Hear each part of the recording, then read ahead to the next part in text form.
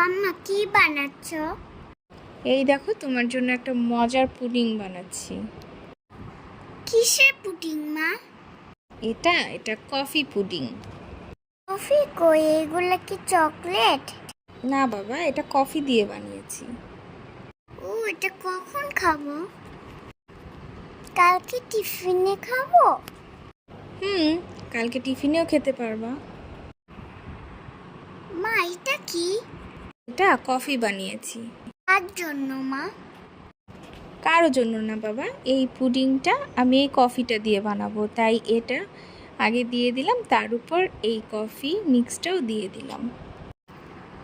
ও আচ্ছা, বুঝতে পেরেছি।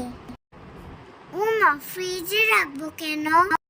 যেন এটা তাড়াতাড়ি জমে যায় আর ঠান্ডা ঠান্ডা তুমি বের করে খেতে পারো। ওয়াও মা, হয়ে গিয়েছে।